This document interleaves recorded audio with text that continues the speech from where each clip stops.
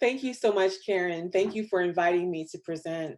I'm going to share my screen and present Solitude Ain't Loneliness, the legacy of Michelle T. Clinton. And I'm just going to start off with some words that I wanted to share about my relationship to this particular project. My name is Glynnis Reed Conway, and I am a first year art education PhD student at Penn State, and I will be applying for the dual title degree program in Women's, Gender, and Sexuality Studies next semester. I chose to present on poet and performance artist Michelle T. Clinton because I came of age in 1990s Los Angeles, where Clinton was very active as a poet and performance artist at the time. I purchased a copy of her last collection of poems titled Good Sense and the Faithless in 1995. It was a critical year of trauma and growth for me. The following year, in 1996, after a year-long break from my undergraduate studies, I started attending Occidental College, which was like a breath of fresh air for me, and I started to mend myself inside and out. Clinton's book of poems, Good Sense and the Faithless, was a significant part of that mending for me. I could identify with so much that she shared on those pages. The poems were often raw but tender, fierce and biting, but they showed me a way towards healing. The power of her words and the authenticity that you could feel from them did so much to heal me as someone who had felt isolated in my pain and the uniqueness of my experience and identity. I found myself searching for Michelle T. Clinton in the new arts communities that I had discovered in Santa Monica, California in 1997. I asked about her among a number of friends and acquaintances who knew her back when she was an instrumental part of the local arts community. I wanted to meet the flesh and blood person whose poetry had held my hand and guided me down some dark passages to grapple with my pain, ponder it, but come out from the dark stronger for the sake of the process. I never had the opportunity to meet Clinton, to thank her for her work, but when I was asked to participate in this program by Dr. Kiefer Boyd, I knew that Clinton was the person I wanted to shed light on. I had searched for her even on the pages of Wikipedia, but found little there. So here we are, and here I am, sharing some of what I have come to learn about Michelle T. Clinton. And Karen, I think we could probably pause the recording for a moment for this. So this was one of my very favorite poems by Michelle T. Clinton called Solitude Ain't Loneliness. And let me just bring this back up. And it was broadcast in the mid 1990s on PBS on a program that was called the United States of Poetry, which featured dozens of poets performing their poetry as though it was a music video. It was a really amazing broadcast. And I want to say that I think Clinton's work fits well with the theme of feminist ethical futures because her work is definitely feminist and she made no apologies for that wherever one can find her speaking out about something in print. And the identities that she writes about, Black woman, bisexual, survivor, speak to identities that must be protected from the kind of harm that we have come to know in the last 4 years too abundantly well. She speaks to ethics in queer communities, conflicts between bisexual women and lesbians, differences between queer women and men, the tremendous ethical issues involved in recovery for survivors of sexual trauma, not to mention the ethics of the multiculturalism that Clinton was a proponent of in the 90s in its challenging dance of ethics between people of different races and cultures.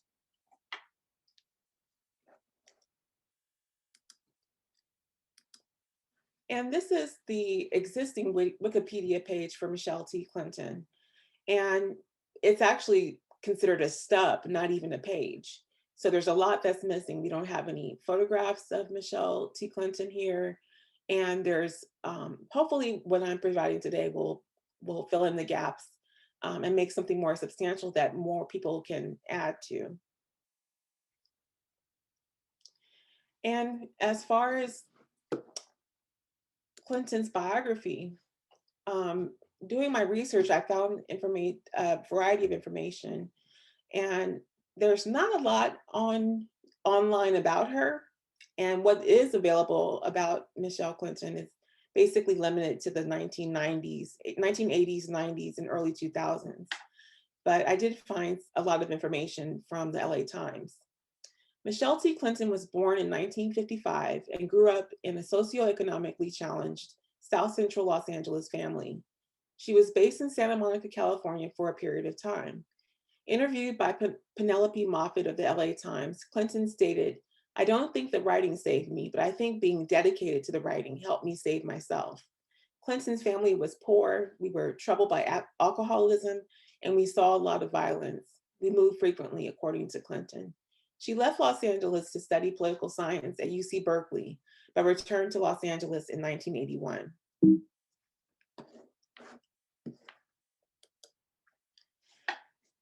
And about her career. As a performance artist and poet, Clinton described her work as an attempt to assimilate the racist and sexist violence in my body. The poem struggled to answer the question, how does the individual/community survive and continue to function in the face of systematic atrocity? The table of contents from her book, Good Sense and the Faithless, gives an indication of her grappling with the racist and sexist violence in her body. Such poems as Options for Girls, Patience and Loathing, Guidelines for Brothers, How to Heal Rape, another anti-love poem, and The Loneliness of Healing are just a few of her poems that address the issue of race and sexual violence. She was quite active with the performance and literary art scene at Beyond Baroque in Venice, California, and Highways Performance Space in Santa Monica, California, and acquired a grant to lead a multicultural women's poetry workshop at Beyond Baroque Literary Arts Foundation. Clinton also performed her poetry in the Los Angeles area.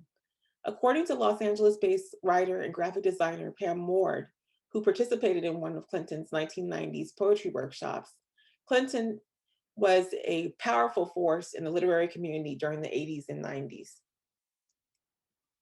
And more about her career. For a time, Clinton's work centered around multiculturalism and gay and lesbian issues, although in Good Sense and the Faithless, she frequently refers to the particular politics of bisexual identities, seen in such poems as Politics of the Bisexual Deep Fry and We're All Gringos on This Bus, Ode to the American Butch. Clinton was very concerned with feminist issues in her work. Through her poems, Clinton said, she has found expression for a lot of emotion that there's no place to put in the world. How do you deal with a rape that happened 10 years ago? What does it mean when you say 30% of all girls are sexually abused by the time they get out of high school? I constantly come back to issues of sexual abuse. I'm appalled, I'm outraged, I'm outraged. She had contributions to feminist theory through her work as well, through her concept of the girl hero from her Manifesting the Girl Hero poem. Examples of the integration of race, gender, and sexuality in poems that represent intersectional feminism, queer studies, poems like Options for Girls, Patience and Loathing, Uterus Root, Woman as Face Aches, and more. Some of her literary topics and influence include sexuality, gender, feminism, bisexuality, sexual violence, racism, racial bias, Los Angeles, queer identity, mental health, and spirituality. Clinton's style of writing uses Black vernacular forms of speech as part of her aesthetic. Examples of titles, Solitude and Loneliness, and It's Them Flat. She uses lowercase letters to start poems at times, or when writing a poem like It's Them Flat, it is written in all lowercase letters and uses ampersands instead of the typewritten word and frequently, types with W/ instead of with, occasionally using profanity in the poems.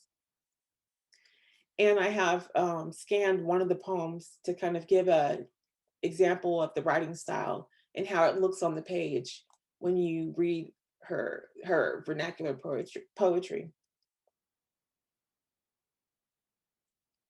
And here's a table of poems from Good Sense and the Faithless. And if you just kind of take a look at, scan this list and take a look at it quickly, you can see that there's just such fierce writing here.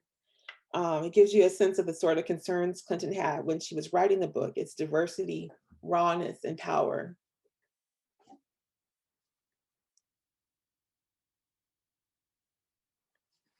As for her reception, although Clinton disappeared from the Los Angeles creative scene in the mid 1990s, it's not hard to see the impact that her work and her presence had in the area.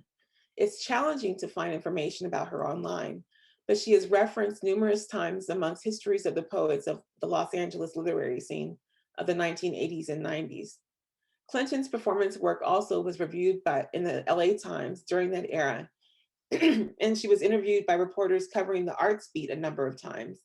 Based on self-reports from artists active at that time in the city, it is safe to surmise that she was a key figure in the LA performance art scene of the 1980s and 90s. And here's book covers from her bibliography. She has her two poetry books that she wrote, Good Sense and the Faithless, and then High Blood Pressure, which was her first. There's Invocation LA, Urban Multicultural Poetry, which was an anthology that she edited with Seshu Foster. And she had a poem in Homegirls, a Black feminist anthology, and a poem in Bisexual Politics, Theories, Queries, and Visions, edited by Naomi Tucker. And she also has a discography where she had recorded some of her work. Blood is a Bright Color, Word from Michelle T. Clinton, and Black Angeles with Wanda Coleman, a well-known poet from the LA's art poetry scene. And her honors and awards include 1990 American Book Award for Invocation LA with Seshu Foster. And I'd like to take the opportunity now to thank you for the opportunity to share what I've learned about Michelle T. Clinton. As a Black woman performance poet at the intersection of so many marginalized identities, I can truly identify with her. I see and feel the importance of the activities that we are doing today to shine light on those whom we don't want to be forgotten or swept under the rug. Clinton is a powerful source of inspiration in my own journey in life to make something useful from the pain and power of a life at the margins of identity. If Michelle Clinton is out there listening somewhere, I just want to say thank you. Thank you for your work and for your legacy. Thank you very much.